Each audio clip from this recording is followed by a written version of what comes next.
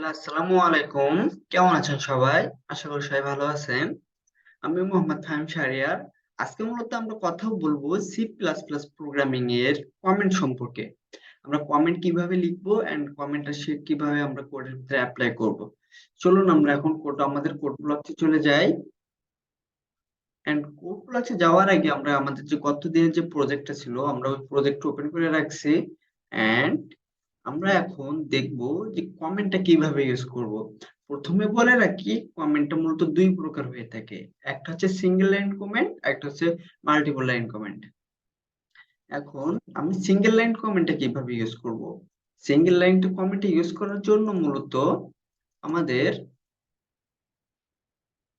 এখানে আমি যদি ডাবল স্ল্যাশে লিখি, এটা আমার প্রথম program. It is my first program. এখন আমি যে ডাবল স্ল্যাশের ভিতরে ইট ইজ মাই ফার্স্ট প্রোগ্রামটা লিখছি, এটা হচ্ছে সিঙ্গেল লাইন কমেন্ট। এন্ড আমি যে সিঙ্গেল লাইন কমেন্টটা লিখছি এন্ড এই ডাবল স্ল্যাশটা দেওয়ার কারণে এই লাইনটা আমার প্রোগ্রাম এক্সিকিউট করে না, অর্থাৎ প্রোগ্রাম আমার এই লাইনটাকে কাউন্ট করে না, যার ফলে কোনো সমস্যা ছাড়াই আমার প্রোগ্রামটা রান হয়। আমি এখানেও সেম ভাবে লিখতে পারি, ইট ইজ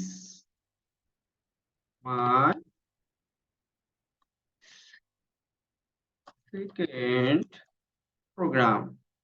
এভাবে আমাদের বুঝতে সুবিধার জন্য আমরা এভাবে সিঙ্গেল লাইন কমেন্ট ইউজ করতে পারি, যার ফলে আমাদের বুঝতে সুবিধা হয় আসলে কোথায় কি আছে, যার কারণে আমরা সিঙ্গেল লাইন কমেন্ট ইউজ করে থাকি। এখন আরেকটা দেখি আমরা মাল্টিপল লাইন কমেন্ট কিভাবে ইউজ করব।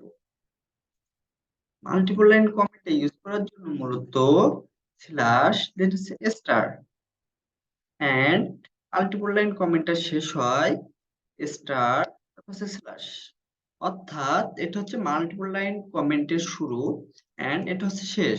এখন আমরা এর ভিতরে যতগুলো ট্যাগ লিখি না কেন কোনো লাইনটা আমার প্রোগ্রাম কাউন্ট করবে না, অর্থাৎ যাতে আমার বুঝতে সুবিধা হয় সেক্ষেত্রে আমরা কমেন্টে ইউজ করি যে কোন লাইন দ্বারা আমরা কি বোঝাতে চাচ্ছি, যাতে পরে আমরা ভুলে না যাই।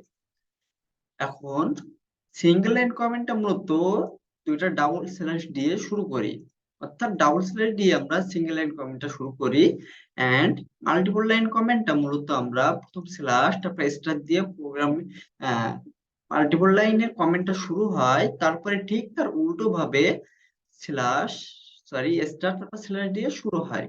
এখন এর ভিতরে আমরা যত লাইন লিখব আমার প্রোগ্রামটা কোনো কাউন্ট করবে না, অর্থাৎ আমার প্রোগ্রামে কোনো ইরর দেখাবে না।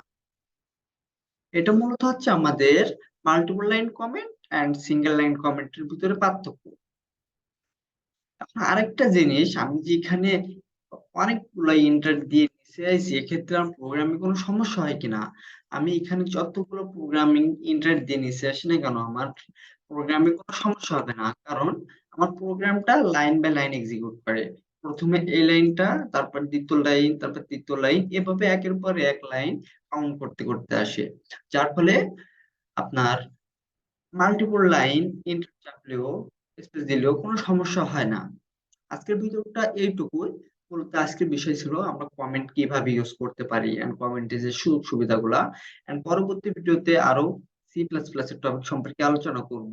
ততক্ষণ পর্যন্ত ভালো থাকবেন। ধন্যবাদ সবাইকে। আসসালামু আলাইকুম।